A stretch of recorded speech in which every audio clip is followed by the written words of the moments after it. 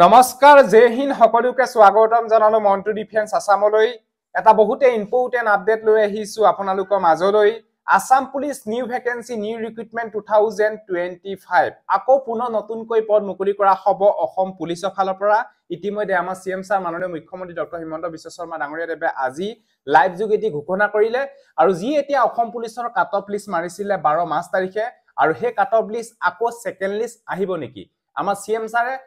কি কলে আপোনালোকে ভিডিওটো জৰিতে সম্পূৰ্ণ তথ্য আপোনালোকে গম পাব সো ভিডিওটো সম্পূৰ্ণৰূপে চাই থাকিব আৰু যদি আপোনালোকে আমাৰ চেনেললৈ প্ৰথমবাৰ কাৰণে আহিছে তেতিয়ালে চেনেলটো সাবস্ক্ৰাইব কৰি লব অসম পুলিচৰ নতুন ভ্যাকেন্সি আকৌ মুকলি কৰা হ'ব কেতিয়া মুকলি কৰা হ'ব সকলো তথ্য আপোনালোকে গম পাব আৰু এতিয়া অসম পুলিচৰ ফিজিক্যাল টেষ্টৰ সেকেন্ড কাট অফ লিষ্ট আহিব নে নাহে আপোনালোকে চাই লওক সকলো তথ্য আপোনালোকে গম পাব চাই লওক হেকলৈকে ভিডিওটো এডিআরই ৰিজাল্ট দিলে মই অত্যন্ত আনন্দিত যে তৃতীয় আৰু চতুৰ্থ শ্ৰেণীৰ ৰিজাল্ট দিয়াৰ পিছত সকলোৱে এটা কথা স্বীকাৰ কৰিছে যে এই ৰিজাল্ট মেৰিটৰ আধাৰত হৈছে মেধাৰ ভিত্তিত হৈছে আৰু সঁচাকৈ চৰকাৰী চাকৰি আমি মেধাৰ ভিত্তিত দিয়াৰ বাবে প্ৰতিশ্ৰুতিবদ্ধ এতিয়া কোনোবাই মোক কৈছে মামা কাট অফ নম্বৰ বহুত হল কাট অফ নম্বৰটো চৰকাৰে নিয়ন্ত্ৰণ নকৰে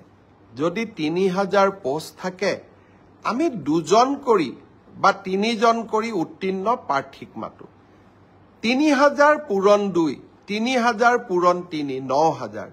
মেৰিট মতে 9000 নম্বৰটো আহি যোৱাৰ লগে লগে 9000 নম্বৰ লাভ কৰা ব্যক্তিজনৰ যেটো নম্বৰ সেইটোৱে কাট অফলৈকে ৰূপান্তৰিত হয় কাট অফ কোনেও বনাই নিদিয়ে কাট অফ ছাত্ৰ ছাত্ৰীসকলৰ পৰীক্ষাৰ ফলাফলে নিৰ্ণয় কৰে কোনোবাই যদি ভাবে যে কাট অফ বেছি হৈছে তাৰ মানে ইয়াকে বুজাব পাৰি যে সঁচাকৈ এইবাৰ পৰীক্ষাৰ ফলাফল যোৱাবাৰতকৈ ভাল হৈছে অসম পুলিচৰো দ্বিতীয় কাট অফ নোলাই কিন্তু বছৰটোৰ শেষৰ ফালে আমি আকৌ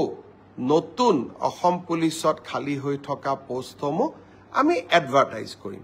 কোনোবাই যদি পোৱা নাই হতা হ'ব নালাগে দৌৰৰ প্ৰেক্টিস অব্যাহত ৰাখিব লাগে বৰ্ণমানীসকল যেহেতু আপোনালোকে আমাৰ সিএম ছাৰ মাননীয় মুখ্যমন্ত্ৰী ডক্টৰ হিমন্ত বিশ্ব শৰ্মা ডাঙৰীয়া দেৱে কোৱা কথাখিনি আপোনালোকে শুনিলে যে অসম পুলিচৰ সেকেন্ড কাট অফ লিষ্ট নোলাই বুলি কৈছে আৰু লগতে বছৰটো শেষত আকৌ অসম পুলিচৰ ফালৰ পৰা নতুন ভ্যাকেন্সি মুকলি কৰা হ'ব বুলি কৈছে সকলোকে ভালকে প্ৰেক্টিস কৰিবলৈ অনুৰোধ জনাইছে এই বিষয়ে আপোনালোকে গম পালে অসম পুলিচৰ সেকেন্ড লিষ্ট নোলাই বুলি কৈছে আমাৰ সিএম ছাৰ মাননীয় মুখ্যমন্ত্ৰী ডক্টৰ হিমন্ত বিশ্ব শৰ্মা ডাঙৰীয়া দেৱে আৰু যি সকল কেণ্ডিডেট আগন্তুক নতুন পদৰ কাৰণে অপেক্ষা কৰি আছে তেওঁলোকৰ বাবে এটা ভাল খবৰ আকৌ পুনৰ নতুনকৈ পদ মুকলি কৰা হ'ব অসম পুলিচত সো এটো আছিল যদি ভিডিওটো ভাল পালে সকলো কেণ্ডিডেটকে যাতে আপোনালোকে ভিডিওটো শেয়াৰ কৰক যাতে সকলোৱে গম পাওক সো আজিলে বাই জয় হিন্দ বন্দে মাতৰম জয় অসম ধন্যবাদ